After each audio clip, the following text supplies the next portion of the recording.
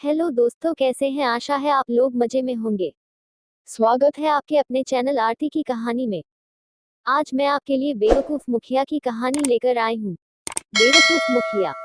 एक गांव में मुंशी नाम का व्यक्ति रहता था, जो गांव का मुखिया था। मुखिया एकदम बेवकूफ था। वह लोगों के झगड़े सुलझाने की बजाय उन्हें और ज्यादा मुसीबत में डाल देता था।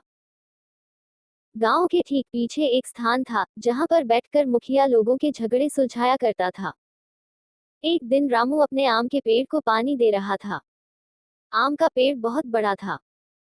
उसका आधा हिस्सा रामू की हिस्से में और आधा हिस्सा श्यामू की घर की ओर झुका हुआ था। श्यामू ने उस आम के पेड़ से कुछ आम तोड़ लिए। यह देखकर रामू को बहुत गुस्सा आया। उसने तुरंत श्यामू से कहा, तुमने फल क्यों तोड़ा? श्यामू ने जवाब दिया, मैंने तो अपनी जगह खड़े होकर फल तोड़ा है। आम का पेड़ मेरा है, तुम इस तरह फल नहीं तोड़ सकते।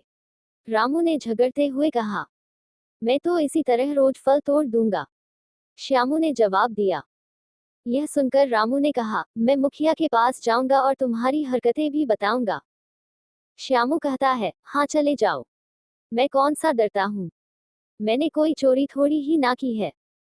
अगली सुबह दोनों मुखिया के पास जाते हैं और अपने झगड़े के बारे में मुखिया को बताते हैं। मुखिया थोड़ी देर सोच विचारता है और फिर कहता है, यह सारा मसला आम के पेड़ का है। आम का पेड़ काट दो तो झगड़ा अपने आप खत्म हो जाएगा। यह सुनकर रामू हैरान हो गया, क्योंकि पेड़ उसका ही था। उसने बड़ी मेहनत से उसे पानी देकर बड़ा किया था। लेकिन मुखिया अपनी बात पर अड़ा रहा और आम का पेड़ कटवा दिया। यह सब देखकर रामू की पत्नी बहुत क्रोधित हुई। उसने कहा कि मुखिया ने यह सब हमारे साथ सही नहीं किया, हमें न्याय मिलना चाहिए। कुछ दिनों बाद रामू के घर में एक चूहा आ गया। रामू की पत्नी उस चूहे को भगाते भगाते घर से बाहर आई, तो चूहा श्यामू के घर की ओर चला गया। यह देखकर रामू की पत्नी खुश होते हुए बोली, यह बहुत अच्छा हुआ। अब हम मुखिया के पास दोबारा जाएंगे और उसे बताएंगे कि श्यामू ने चूहे पाले हैं ताकि वह हमारे घर का अनाज खराब कर सके।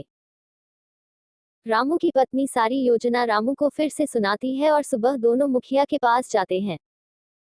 मुखिया दोनों की बातों को ध्यान से सुनता है और फिर श्यामू से कहता है, श्यामू, यह तुमने ठीक नहीं किया। अच्छा रामू, तुम एक काम करो, श्यामू ने चूहा पाला है तो तुम बिल्ली पाल लो।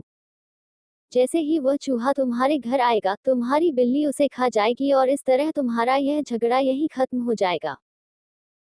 मुखिया की यह तरकीब सुनकर रामू और रामू की पत्नी काफी खुश हुए और उन्होंने तुरंत ही जाकर एक बिल्ली खरीदी और उसे घर ले आए। अगली सुबह जैसे ही चूहा आया, बिल्ली ने उसे दबोच लिया और खा गई। अब यह बिल्ली श्यामू के घर जाती और उसके अनाज को तितर बितर कर आती। यह सब देख श्यामू की बहू को काफी गुस्सा आया। वह श्यामू को लेकर मुखिया के पास गई और आज हुई सारी घटना को मुखिया को बताया। मुखिया ने यह सब सुनकर कहा, देखो श्यामू, अगर रामू की बिल्ली तुम्हारे घर आ रही है तो तुम एक काम करो, तुम एक कुत्ता ले आओ। इसके बाद रामू की बिल्ली तुम्हारे घर के आसपास भी नजर नहीं आएगी। श्यामू को मुखिया का यह उपाय काफी अच्छा लगा और वह तुरंत बाजार गया और एक पालतू कुत्ता लेकर आ गया। अगली सुबह बिल्ली जब श्यामू के घर आई तो श्यामू का कुत्ता उस पर भौंकने लगा। कुत्ते ने बिल्ली को दबोच लिया और खा गया। यह सब देख श्यामू खूब हंसा, लेकिन रामू और उसकी बहू इस बात से बहुत दुखी थे। वे दोनों दोबारा मुखिया के पास गए और अपनी बिल्ली की मौत के बारे में बताया।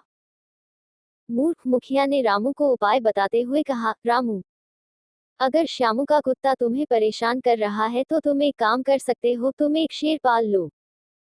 इस बार मुखिया का उपाय सुनकर रामू थोड़ा आश्चर्य में था, क्योंकि वह जानता था कि अगर शेर को पाला जाएगा तो वह कभी ना कभी उन्हें भी चोट पहुंचा सकता है। रामू बिना बताए घर वापस आ गया, लेकिन मुखिया एक शेर पकड़कर रामू के घर ले आए और उसे एक पेड़ से बांध दिया। यह सब देख रामू डर गया, लेकिन फिर उसने हिम्मत की और उस शेर को खाना दिया। अगली सुबह जब कुत्ता रामू के घर आया तो शेर ने उसे दबोच लिया और खा गया। कुछ दिन शांति से बीते, लेकिन अब शेर के भोजन की व्यवस्था करते करते हैं रामू के घर का अनाज भी खत्म होने लगा था। अब वह शेर को बहुत ही कम भोजन देने लगा था। भूखा शेर बहुत तेज तेज दहाड़ने लगा। उसने अपनी जंजीर तोड़ी और गांव की तरफ निकल गया। शेर को खुला हुआ देखकर गांव के लोग इधर उधर भागने लगे। चलते चलते शेर मुखिया के पास ही पहुंच गया। शेर को आता हुआ देख मुखिया ने कहा, अच्छा, तो रामू तुम्हें खाना नहीं देता है, तुम भूखे हो इसलिए मेरे पास आए हो। इतना कहते ही शेर ने मूर्ख मुखिया के ऊपर हमला कर दिया और उसे खा गया। कहानी कैसी लगी दोस्तों? यदि कहानी अच्छी लगी दोस्तों तो वीडियो को लाइक कर दीजिए, क्योंकि आपका एक लाइक से मुझे मोटिवेशन मिलता है। और दोस्तों वीडियो को शेयर कर दीजिए। दोस्तों चैनल को सब्सक्राइब करके मुझे सपोर्ट कीजिए। वीडियो पर समय देने के लिए धन्यवाद।